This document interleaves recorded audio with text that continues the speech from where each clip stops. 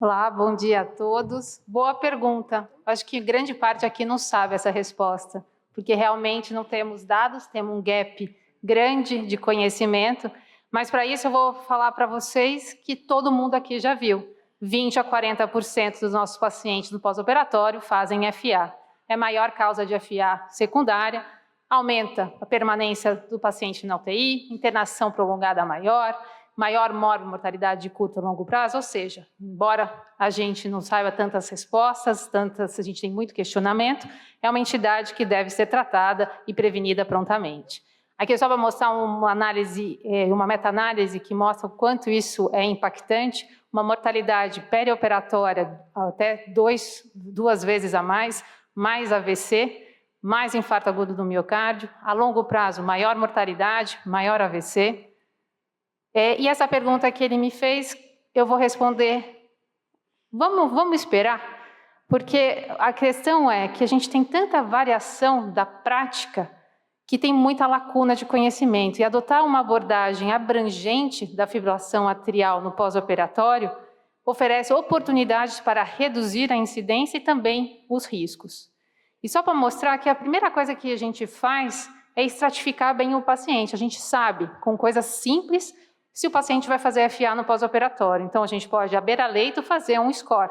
E o score mais usado é o POAF score, que com simples função renal, uso de balão intraoperatório, DPOC, cirurgia de emergência, cirurgia valvar ou disfunção ventricular, eu consigo fazer uma estratificação.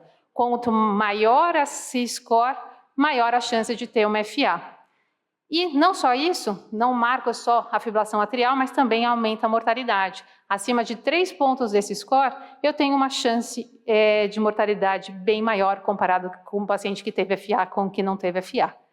Então, a apresentação clínica, a gente sabe que depende muito, então a resposta vai depender de quanto foi a FA do paciente. Então, mas são episódios paroxísticos, breves e assintomáticos, normalmente no segundo a quinto pós-operatório, e retornam espontaneamente ao ritmo no sinusal. Nesse paciente, provavelmente, ele precisou de um controle de ritmo para vir. Mas já a divergência inicial é na definição.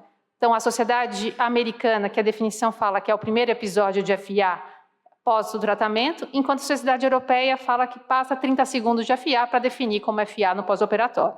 A fisiopatologia é extensa, então a gente sabe que depende de fatores cirúrgicos, fatores do paciente em si, inerente ao paciente, também do pós-operatório. E a prevenção é fundamental, então nunca esquecer o uso de beta-bloqueador no pré-operatório. Uma estratégia no intraoperatório é o uso e a aplicação da pericardiotomia posterior, que foi mostrada no estudo PALA, que é um estudo pequeno, que mostrou uma redução de 45% de FA no pós-operatório, e também medidas no pós-operatórios como beta-bloqueador, como a primeira opção, classe 1 recomendada, como prevenção com o uso no segundo a terceiro dia do pós-operatório. E óbvio que nesse paciente, a gente optou por controlar o ritmo, mas a questão, controlar o ritmo é melhor que controlar só a frequência cardíaca, e essa questão foi mostrada nesse estudo publicado em 2016, e mostra que não teve diferença nesse caso de controlar ritmo ou controlar a frequência. O que mostrou que o número de dias de internação foi parecido, não teve diferença entre grupos de morte, taxa de mortalidade ou outras gravidades como eventos tromboembólicos e hemorrágicos, mas o grande problema é que teve 25% de crossover, ou seja, às vezes a gente tenta controle de frequência, mas eu vou precisar de controlar o ritmo que o paciente continue FA.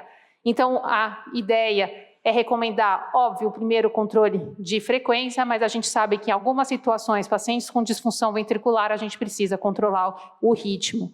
E outra coisa muito importante, que o paciente sintomático, a gente não vai só controlar o ritmo, a gente pode optar por controle de frequência, a gente pode optar por controle de ritmo. Quanto à anticoagulação, é também individualizada, depende do tempo de FA no pós-operatório.